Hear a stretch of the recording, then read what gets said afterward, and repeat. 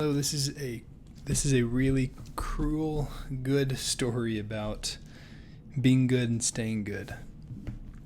This is from Alma 47, and we're going to go to verses 2, 5, and 7, talking about Lehonti. And so Malachi is the one that takes over.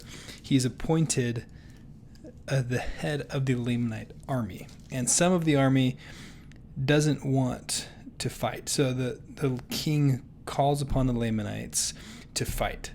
And it says in verse 2, we're going to start, that when the proclamation had gone forth among them, they were exceedingly afraid.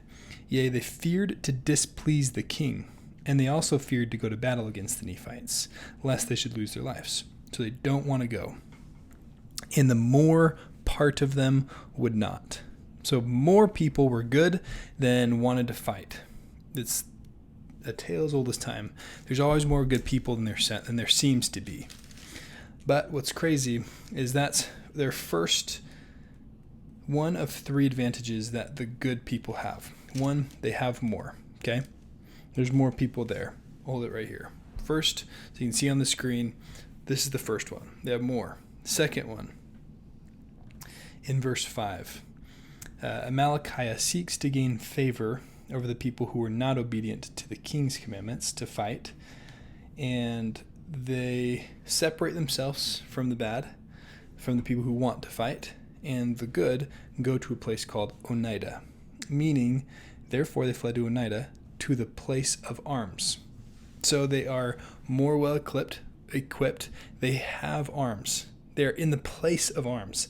They're in the barracks where there are spare shields, swords, spears, everything they need to fight. More people, more weapons than the bad people, than the people who want to fight. Then you go to verse 7, and it talks about now they see the Lamanites coming to essentially discuss, but they think they want to fight. And so they go up to the mount called Antipas. Therefore it came to pass that they had gathered themselves together upon the top of the mount, which was called Antipas, in preparation to battle. So, third thing that they have is they have better footing. They have better grounds for fighting. More people, more weapons, better ground. They have all three. They're ready. But what happens is, obviously Malachi knows this, so he doesn't go to war. And he coerces Lehonti to come down to him. He sends up to him 4 times, and only on the 4th time does Malachi go with his servants and say, look, I'm almost to you. And this is in verse 12 where everything shifts, and this is where Lehonti loses. It came to pass that when Amalickiah found he could not get Lehonti to come down from off the mount, he went up into the mount. So he went to him nearly to Lehonti's camp. So that being near to his camp, he's not at his camp. He's not one of his men, but he's appearing to be. Right? That this placing bad messages near to good messages, kind of mixing them in with the truth. That's where you start to descend, is you are accepting bad messages along with the good messages. You're near to the bad is near to the camp, but it's not in the good camp. It's not true. But there's messages that are untrue, near to the truth, that now you're accepting both because they're near, but they're still not true. And so Malachi sets up this plan to where he says, hey, I'm not going to tell my guys, but you bring your armies down from the mount and surround us at night. We're going to wake up. They're going to think we lose. They're going to want to surrender. All I'm asking, you make me second in command. And then you can do whatever you want. It's your army. You're going to be in charge. You're first in command. And if you don't want to go to fight the Lamanites, we're not going to go fight the Lamanites. I mean, you're in charge. So it's whatever you want to do, right? I'm second in command. I do your orders. You're bossing me around. But all I'm asking as a return in favor for letting you have the chief seat, letting you have command over all the armies, all I'm asking in return is make me second. And that's where, so he's lost already because he's descended to Lehonti's camp. And somehow he forgets that in verse 17, it was the custom among the Lamanites, if their chief leader was killed, to anoint the second leader to be their chief leader. Somehow that slips his mind. But in the tragic ending in verse 18, it came to pass that Amalickiah caused that one of his servants should administer poison by degrees to Lehonti, that he died. So we see the decision there in verse 12, that Amalickiah came nearly to Lehonti's camp. So what are we asked to do? Not descend. That's it. Not adulterate truth. Don't mix in false teachings with truth that appear to be true or are similar to the truth, but they're not true. Amalickiah is not one of Lehonti's men. He's not. And as soon as Lehonti descends and it plays to his strengths, to Amalickiah's strengths, he loses.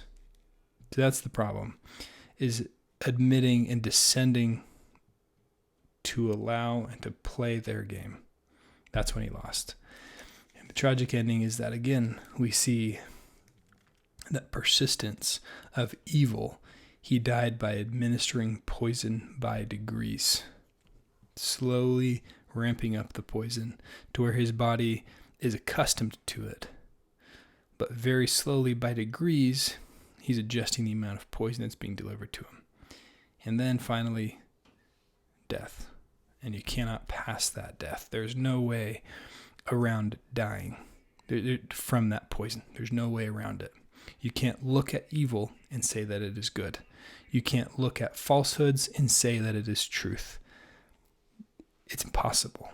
You cannot live when poison is being administered to you. You cannot. And especially spiritually, is when you are accepting poison by degrees of spiritual poison, impurity, and falsehood.